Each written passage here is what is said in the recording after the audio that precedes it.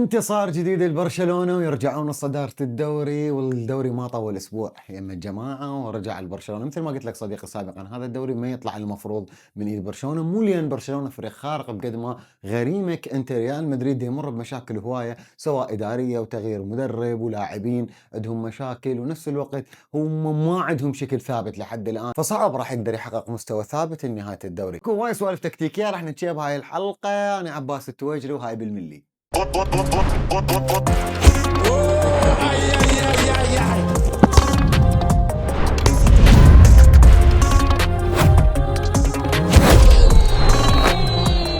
بالمليمتر يا حبيبي، بالمليمتر. عراب كرة القدم بيب جوارديولا يقول إذا تريد تعرف مستوى فريق راح تعرفه بالدوري، لأن هي حصيلة وتعب وشغل لموسم كامل، هي مو مثل البطولات المجمعة أمثال دوري الأبطال، لأن بدوري الأبطال هواي تفاصيل ممكن تدخل باللعبة، وهواي فرق كانت الأفضل وما قدرت تحقق دوري الأبطال وطلعت بسيناريوهات مجنونة. لكن الدوري إذا أنت غلطت بهاي اللعبة راح تقدر تعوضه ب10 لعبات اللي قدام. هذا الشيء اللي خلينا نقول انه هانز فليك جدا مظلوم اعلاميا بصراحه، لانه تباوع الرجل عنده عناصر ما يلعبون حتى بصف ثاني وحتى صف ثالث على مستوى اوروبا، مثل فيران توريس، كوبارسي، جيرارد مارتن وهواي لاعبين، وحتى كوندي. يعني انت تشوف اول مباراه عنده ظهير ماستر كلاس قدر يغير مجريات اللعبه. زين اذا برشلونه صحوا على الموضوع كاداره وشافوا تاثير هاي اللاعبين شنو ممكن يجيب لك بطولات، وحتى يجيب لك ارقام اقتصاديه تفيدك بالمستقبل، اعتقد لازم برشلونه يكون حل جذري لتفاوت المستوى بين عناصر النادي. يعني اكو لاعبين بمستوى جدا عالي واكو لاعبين هواي مسافه بينهم وبين هذول اللي بالمستوى العالي، لازم اكو حل لهالموضوع. حتى انت تتحرر اقتصاديا لازم تنجح رياضيا، وهاي المعادله اعتقد لابورتا ماشي عليها، بس كانت الظروف اقوى من عنده بالفتره اللي فاتت، ونشوف الفتره الجايه ايش راح تسوي. بس تخيل لي لو هانز فليك كانت الخزينه مفتوحه له بموسم واحد فقط وقدرت انت تستغله، جيب عناصر تعتبر ماستر كلاس للفكر مالته، ممكن انت تسيطر على اوروبا كلها بحقبه معينه لا تقل عن 3 سنين و4 سنين، مو مجرد موسم واحد. شوف صديقي، هانز فليك من المدربين اللي دائما يطورون من خططهم وشكلهم والستركتشر او الهيكل مالتهم بناء على المشاكل اللي تظهر اثناء الموسم. شفنا نادي برشلونه كان فتره مو قليله يعاني من الفرق اللي تتكتل دفاعيا، خاصه موضوع صناعه الفرص، لكن هانز فليك رجع المراجع كره القدم واللي تقول اذا الخصم كان يلعب بتكتل دفاعي فانت عندك واحد من 3 حلول وماكو رابعهن.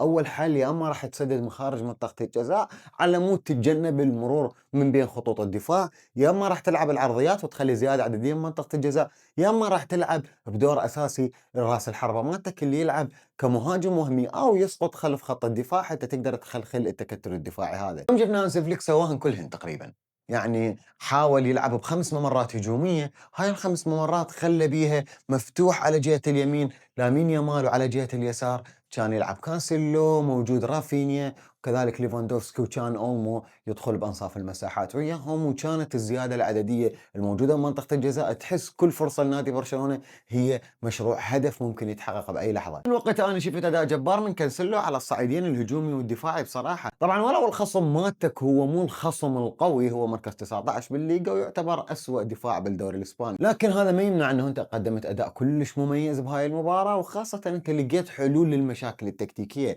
اللي هو يعتبر اهم شيء انت سويته كمدرب. شوف صديقي، واجب المدرب هو يصنع اكثر عدد فرص ممكنه اللاعبين فريقه، ونفس الوقت راح يقلل عدد الفرص اللي محتمل تتسجل عليه. من هنا تقدر تقول هذا المدرب هو أدى صح لو عنده مشاكل بالخطة مالته. عداها تفاصيل تعتمد على اللاعبين نفسهم، يعني بالاول وبالاخير هانز فليك ما راح يعلم كوندي شلون يشوت، ولا يعلم ليفاندوفسكي شلون ياخذ الكله، ولا يعلم اولمو شلون يدخل ويسدد الكره. هو راح يبني هيكل ونظام، والمنظومه كلها هي تخدم هذا النظام كعناصر حتى يطلع اقصى قدرات ممكنه للعناصر الموجوده عنده، وهذا الشيء ده يسويه بامتياز. والدليل نادي برشلونه يعتبر من اكثر الانديه بالدوريات الخمسه الكبرى محقق فرص اكس جي او اكسبكتد جول، يعني نسبه اهداف محققه. اما اذا تباوع على تسجيل الاهداف فهو همينه يعتبر ثاني اكثر نادي مسجل باوروبا بعد نادي بايرن ميونخ. هنا راح نشوف انه نادي برشلونه دا يمشي صح وفق خطط هانز فليك، بس نفس الوقت حتى تنافس على مستوى أعلى. هاي تشكل باية اللي تحتاجها أنت، راح تحتاج بيها تدعيمات أكثر حتى يكون عندك سكواد بالدكة وفريق ممكن يعوض الغيابات اللي ممكن تصير عندك. يعني اليوم رجع بيدري، وبصراحة رجعت بيدري هو عيد الكل برشلوني، لأنه بيدري هو ما دا يعطيك بس أداء هجومي، لا صديقي، بدري يعتبر من أكثر اللاعبين بأوروبا قطعا للكرات. ممكن تتخيل هذا الشيء لو لا؟ يعني بدري قدم واجبات دفاعية ممكن تحمي حتى الخط الدفاعي الهش مالتك بسبب قطع الكرات أو الاحتفاظ بالكرة أو الخروج من الضغط. وهذا الشيء اللي افتقده نادي برشلونة بمباراة أتلتيكو مدريد مثلا. كنا ضايعين تماما لأن ما عندنا اللاعب اللي يحافظ على الرتم، ولا كان عندنا رافينيا اللي يقدر يضغط على الخصم ويقدر يقلل من الخطورة الموجودة هناك.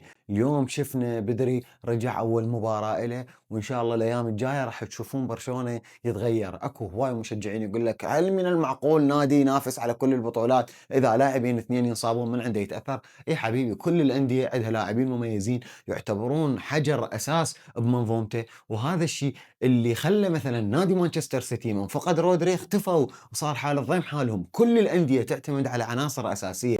نفس الوقت دي بروين في فترة من الفترات من انصاب بمانشستر سيتي هم تراجع مستواهم. شوف هسه تخيل لي بس اتلتيكو مدريد بدون جوليان الفاريز شنو ممكن يسووه، او بدون سيميوني شنو ممكن يسووه. كل خطط المدرب تتغير والنظام الجديد ما ملحقين يتعودون عليه اللاعبين. لهذا السبب بدري من نوعية اللاعبين اللي صعب تعويضهم. وكذلك رافينيا يقدم لك اداء جبار بالضغط العالي، وبدري يقدم لك اداء جبار بالاحتفاظ بالكرة وقطع الكرات. اما بالنسبة لكانسيلو مثل ما قلت لك هو قدم اداء جبار، مو فقط كونه كظهير هجومي. الرجل قال لرافينيا حبيبي انت راجع من الاصابة، خلي موضوع الجهة اليسرى علي وانت روح تونس لي قدام. شفنا فاتح الملعب على جهة اليسار هو اللي يلعب العرضيات بالمكان الصح والتوقيت الصح وياخذ القرار المناسب. ونفس الوقت كان هواي يلعب الكت باك كروس اللي هو يلعب الباص لي ورا للقادمين من الخلف، ويلعب حتى على طريقة الاندرلاب ويا رافينيا اللي هو يخلي رافينيا يدخل للعمق وهو يلعب له الكرة خلف المدافع. وهنا شفنا قيمة وجود ظهير عالمي بنادي برشلونة. اليوم أداء جبار الكانسيلو. هي هاي الفرق الكبيرة شلون تاخذ بطولات؟ لازم كل مباراة من انت عندك بعض العناصر يقل جودتهم اكو عناصر يشيل الفريق. مشكلة نادي برشلونة عدد العناصر اللي شايله الفريق هي قليلة. هذا الشيء اللي يخلي اداء برشلونة ينزل من ينزل اداء هذول العناصر. اليوم شفنا نادي برشلونة قدم مباراة كلش حلوة خاصة بالثلث الهجومي الأخير. دائما اكو زيادة عددية، دائما تحس عبالك برشلونة يلعبون ب 15 لاعب كلهم متكترين بمنطقة جزاء الخصم. وهذا الشيء اللي حتى حد من طريقة التحولات اللي ممكن تصير على نادي برشلونة من ليفانتي. شفنا جارد مارتن وغارسيا وحتى ديونج يلعبون بشراسة، أول ما تنقطع الكرة يحاولون يستردوها قبل لا تصير هجمات عليك. بس عندنا مشكلة مدى تنحل. هاي المشكلة هي نفسية ومعنوية أكثر من أي شيء ثاني. إذا تلاحظ دائما نادي برشلونة باللحظة اللي يصير حدث بالمباراة أو أول دقيقتين ثلاثة من المباراة أكو فرصة عليهم. هذا إذا دل على شيء فهو ضعف التركيز الذهني. يعني اللاعبين من يطبون للمباراة ما داخلين المباراة. نفس الوقت من يصير حدث مهم سواء طرد أو هدف إلى آخره أو مرات عركة أو فشي تحس الفريق ضاع لمدة 3 إلى 4 دقائق. وهذا الشيء بسبب عدم وجود القائد اللي الكل تسمع كلامه. باعتباري حاضر مباريات نادي برشلونة من داخل الملعب كنت أشوف دائما بذيك الفترة بحقبة بويول أول ما تبدي المباراة يصيح عليهم، أول ما يصير حدث بالمباراة يصيح عليهم. دائما أكو قائد بالخلف يكون، وحتى بيكي كان يسويها مرات. فلهذا السبب ما كانت أكو أهداف على نادي برشلونة سابقا بأول 5 دقائق من المباراة. لكن بهالفترة بصراحة إحنا نحتاج إلى قائد، وعندنا ليفاندوفسكي مو القائد اللي يقود المجموعة، هو مو كاركتره مو شخصيته، فاقد الشيء لا يعطيه. رافينيا دا يتجه انه يكون قائده، بس هم بعده ما نقدر نقول عليه الكابتن اللي يلزم اللاعبين ويخليهم اوقفوا لا تخافون، خلوا رجلكم بالقاع، ركزوا، ماكو شيء. والدليل بعد ما تعبر 5 دقائق يعني قليل تشوف اكو هفوات للاعبين. الا بعض نقاط الضعف اللي تتعلق بالمنظومه والهيكل اللي يلعب به هانز فليك. يعني هو هيكل هانز فليك كان اسجل 6 وسجل علي 4 عادي، ما عندي مشكله. انا مو اسجل 8 سجل علي 9 اسجل عليك 12. هذا الموضوع يتعلق بالمنظومه والشكل اللي يلعب به هانز فليك اكثر من موضوع انه هم اكو هفوات من اللاعبين نفسهم. واكيد بسبب طريقه لعب هانز فليك انت اللاعبين يستنزفون بدنيا الى حد ما، فتشوف مرات يصير دروب بمستوى نادي برشلونه لانه يركضون هواي. صديقي انا دائما اقول اكو شغلات وتفاصيل بالمباراه يجوز ما تفرق ولا تعتبر فضايح تحكيميه لان هي ما مأثرة على النتيجه. بس صديقي تعرف انت مثلا اذا 10 تسللات ندق المتاخرات هنا نادي برشلونه راح يبذل جهد مضاعف لما يرفع حكم الرايه التسلل مالته، وهنا راح تشوف دائما يصير استنزاف اللاعبين نادي برشلونه. هذا بالاخير يترجم الى اصابات من نوصل لنهايه الموسم والفتره الحاسمه للالقاب، وهذا الشيء بصراحه اللي يحتاج به هانز فليك الى سكواد يكون بديل حتى يقدر يسوي له مداوره. هانز فليك الحلو بيه من يلعب ويا خصم يعرف بيه راح يلعب بلو بلوك او دفاع منخفض، ما راح يلعب باثنين محاور، راح يلعب بمحور واحد. واليوم شفنا برنال واولمو هم دا يلعبون امام ديونج، يعني كان يلعب بخطه 4-1-2-3 او 4-3-3 التقليديه من ايام بيب جوارديولا، من كان يلعب بوسكيتس كلاعب محور اساسي وقدامه تشافي ونيستا. لهذا السبب انطى هواي ادوار هجوميه لبرنال، وهذا الشيء بين لي قدام، لان انت تلعب ويا خصم هو راح يرجع دفاعيا ويركن الباص مالته ويلعب بال5-3-2 الايطاليه التقليديه، فانت هنا تحتاج كثافه عدديه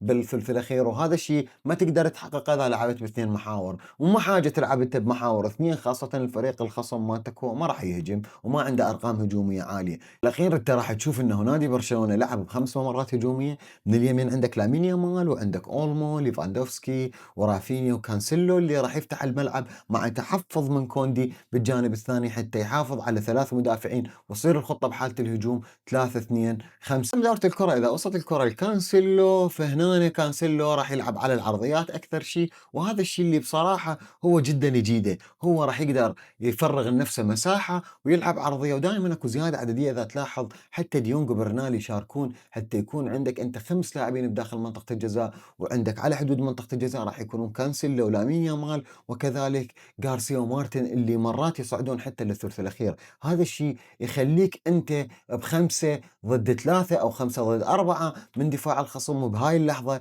اللي انت ممكن تستغلها وتحول العرضيه الى اهداف، خاصه انت ما عندك المساحات اللي تخليك تستفاد من مهارات لامين يامال. دائما لامين يامال من تكون عندك الكره اكو مدافعين 2 أو 3، وهذا الشيء صعب يتحقق بهيك مباريات مغلقه. اما اذا كانت الكره على جهه لامين يامال، فلامين يامال كل اللي حيسويه بمهارته راح يراوغ الاول يراوغ الثاني، وعنده اوبشنين، يا اما هو راح يلعب العرضيه يا اما راح يلعب ويا كوندي، وبحاله كوندي صعد عندك انت كانسيلو هو اللي واجبه راح يرجع، فدائما تشوف لامين يامال راح يلعب العرضيه وهو يلعب عرضيات بهاي المباراه. ونفس الوقت شفنا ببعض المرات كانسيلو يلعب بنصاف المساحات بالزون 14 مقابل قوس الجزاء، وهنا شفت اني مشهد بصراحه هو غريب اللي هو لقطه الهدف الاول، شفت غارسيا قلب الدفاع هو ماخذ الفلانك الايسر او ماخذ الجهه اليسار، هو اللي لعب العرضيه البرنال اللي سجله هدف. بصراحه انا ما كنت متوقع اشوف غارسيا بهذا المكان، ما اعرف هو سرح له الموضوع مقصود لان ما تكرر هوايه بصراحه. نفس الوقت لامين يامال عنده فكره ثانيه اللي هو يلعب ويا كوندي كلاعب يدخل اندرلاب، يعني هو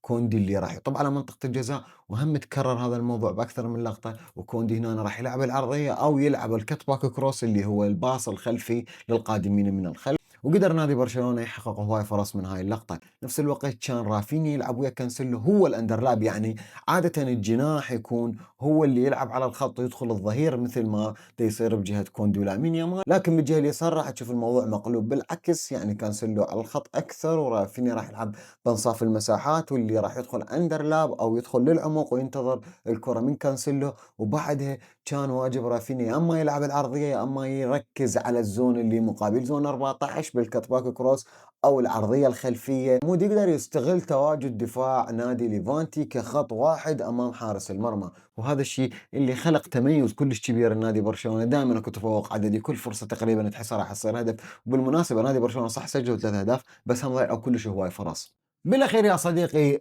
أنا أشوف أنه نادي برشلونة كلش قريب أنه يحقق الدوري هذا الموسم، يعني يا صديقي الكتالوني لا تخاف، يعني الأفكار هواي بس أكو امتحان كلش كبير راح يصير عندك بكأس الملك. أنا ما أقول لك المفروض ترجع وتتأهل، وإذا ما تأهلت أنت فشلت، لا، بس المفروض تقدم أداء جبار وتكون قريب من التأهل. يعني أنت إذا فزت بفارق هدفين كلش كافي، بس لازم تأدي مباراة زينة تعزز التراكمية الذهنية بالثقة بالنفس اللاعبين إنه إحنا نقدر نسوي شيء، لأنه إذا أنت ما قدرت تقدم مباراة زينة هذا الموضوع ممكن يأثر على نفسية ومعنويات اللاعبين بدوري الأبطال.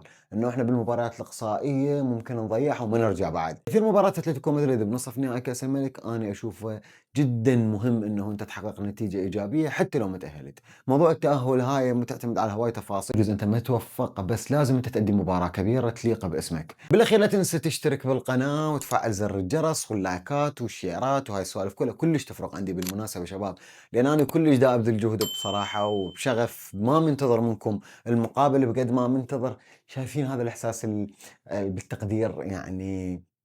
كل شيء احس بالتقدير من اشوف الناس تشارك والموضوع ده يوصل للناس كلها، لانه بصراحه هو هذا اللي دوره صانع المحتوى، وانا بعدني صانع محتوى ببداياتي، فهذا الموضوع يعني اللايك يفرق لي بصراحه. شكرا لكل واحد وصل لنهايه الفيديو، اشوفك بالفيديو الجاي.